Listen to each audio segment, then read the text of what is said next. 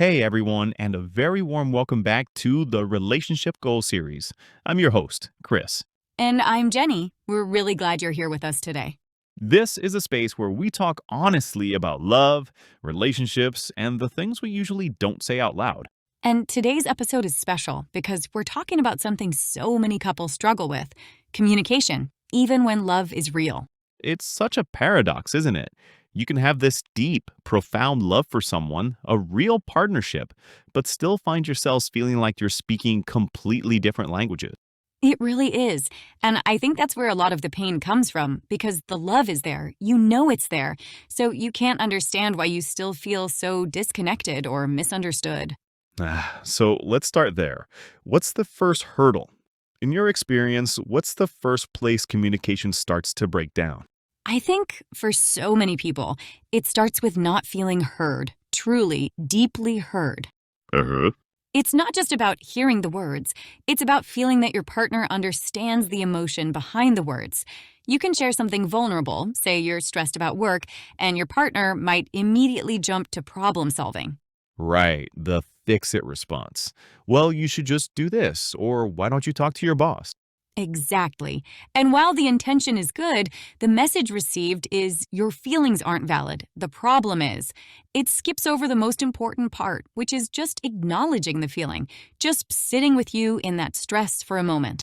That's such a good point. We're so wired to solve things that we forget the first step is connection. And when that connection is missed time and time again, you start to feel like, why bother sharing? Yeah, you get tired. You start to edit yourself. You think, well, they're not going to get it anyway, so I'll just deal with this myself. And that's the beginning of a real emotional distance. An emotional distance. Yeah. And that distance is fertile ground for the next big issue, which I think is the fear of conflict.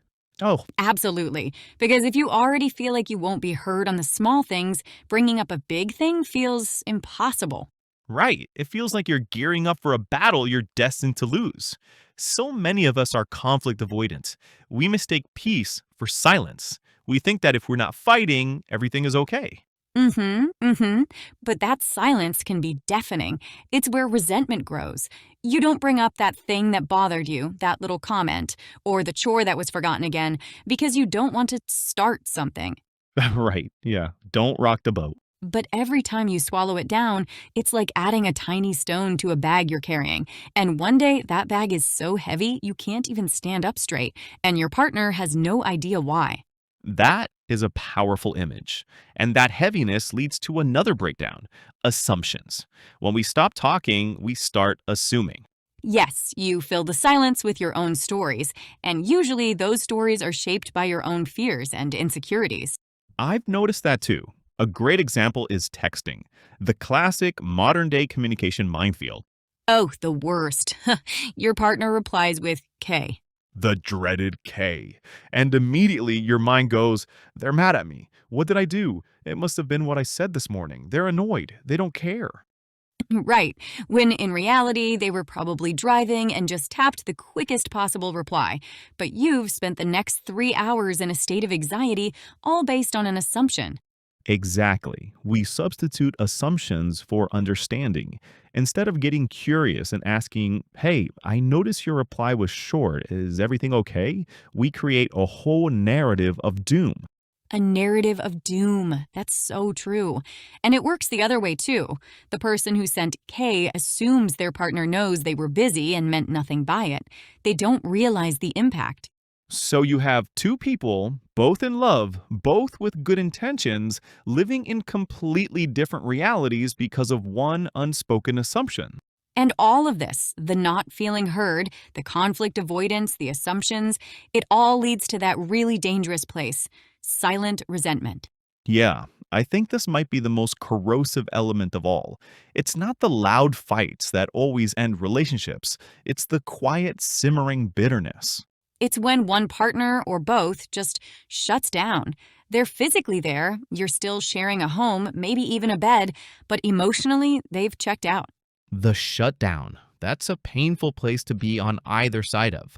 For the person who has shut down, it's often a self preservation tactic. They feel it's the only way to protect themselves from more hurt or misunderstanding. Totally. It's a defense mechanism. But for the other person, it feels like rejection. It feels like abandonment. They're trying to connect, trying to break through, and they're met with a wall. And that can trigger a cycle. One person withdraws, the other person pursues more aggressively to get a reaction, which makes the first person withdraw even more. The classic pursuer distancer dynamic. And the whole time, love might still be there, buried under all those layers of hurt and defense. And so much of that dynamic is learned, isn't it? It often comes from our earliest experiences of what relationships are supposed to look like. Oh, 100%. If you grew up in a household where disagreements were swept under the rug, where the unspoken rule was keep the peace at all costs, you learned that conflict is dangerous. So when a disagreement comes up with your partner, your nervous system might just go into shutdown mode. You withdraw because, in your experience, that's how you survive. Exactly. Or conversely, if you grew up in a home where everyone yelled and slammed doors, you might equate that kind of explosive expression with being passionate and real. So when your partner shuts down, it can feel like they're not being honest, like they don't care enough to fight. You're both just playing out the scripts you were given. That's so true. And it speaks to the importance of not just listening to the words, but understanding the music behind them. Two people can have the exact same conversation, but the underlying emotional tone is what truly matters. That's a brilliant way to put it. The music behind the words. And the huge part of that music is what relationship experts call bids for connection. They're these small, often subtle moments where one partner reaches out for attention, affirmation, or affection. Yes, exactly. It can be as simple as your partner sighing while doing the dishes. That sigh isn't just a sigh, it's a bid. It's a quiet way of saying, I'm tired, see me. Or when they say, wow, look at that sunset. They're not just commenting on the sky, they're asking you to share that moment of beauty with them. And the tragedy is how often those bids are missed. We're so often in our own worlds, distracted by our phones or the stress of the day, that we don't notice these tiny, crucial moments of outreach. We turn away from the bid not out of malice, but out of habit. And each time a bid is missed, it's like a tiny paper cut. It's small, almost insignificant on its own, but over time, those hundreds of tiny cuts create a massive wound. And then one day, you look at your partner and you just feel this deep sense of loneliness, and you can't even pinpoint why. It's because the small connections have been fraying for months or even years. Yeah, and I think people forget that. They think the communication breakdown means the love is gone, but often it's just that the pathways to expressing and feeling that love have become blocked. And it's so important to recognize that these communication breakdowns don't happen in a vacuum. It's not just about the two people in the relationship, is it? So many external factors can amplify these problems. Absolutely. Think about the pressure of work. You come home after a long, stressful day where you've had to be on, and your tank is empty. Your patience is thin. A small miscommunication that you might normally brush off can suddenly feel like a massive personal attack. And what about money? That's a huge one. Financial stress can be a silent killer of intimacy. So true. So, we've painted a pretty bleak picture. How do couples start to unblock those pathways? What's the first step back? I think the goal isn't to communicate perfectly, it's to communicate more honestly, and that starts with creating a safe space for that honesty. A safe space. We hear that term a lot. What does it actually look like in a relationship? To me, it means you can bring your ugliest, most vulnerable feelings to the table and know that you won't be punished for them. It doesn't mean your partner has to agree with you, Right, that's a key distinction. but it does mean they will listen, that they will try to understand your perspective, and that they will respect your feelings as valid, even if their experience was different. And that brings us back to the first point, doesn't it? The opposite of jumping to fix it. It's about listening to understand. Exactly. Most of us listen to reply. We're just waiting for our turn to talk, to defend our point, to explain our side. Waiting for the pause. But listening to understand means you put your own agenda aside for a moment. Your only goal is to see the world through your partner's eyes, to ask questions like, can you tell me more about that? Or how did that feel for you?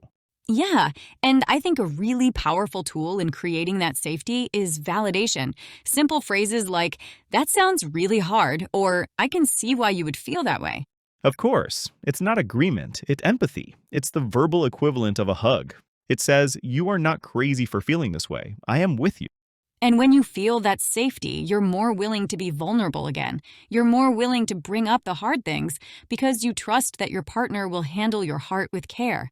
It's about making the relationship a soft place to land. Life is hard enough outside the home. Your partnership should be the one place you can come with all your messy, imperfect pieces and know you're still loved. A soft place to land. I love that. And it's not a one-time fix, is it? It's a practice. It's a choice you make every day in every interaction. Every single day. It's choosing curiosity over assumption. It's choosing connection over being right. And sometimes it's about recognizing when you're both too heated to communicate effectively and agreeing to take a pause. That's a huge one. Saying, I love you and I really want to resolve this, but right now I'm too upset to listen properly. Can we come back to this in 20 minutes? That is an act of profound love and respect for the relationship. It's protecting the connection from your own temporary emotional storm. It really is, because at the end of the day, when the love is real, you're on the same team. The problem is the opponent, not each other. That's the core of it all. Remembering that you both want the same thing, to feel loved, seen, and secure with each other. And communication is simply the bridge you build back to that shared goal. It's a wobbly bridge sometimes, and it needs constant maintenance, but it's worth the work. Always.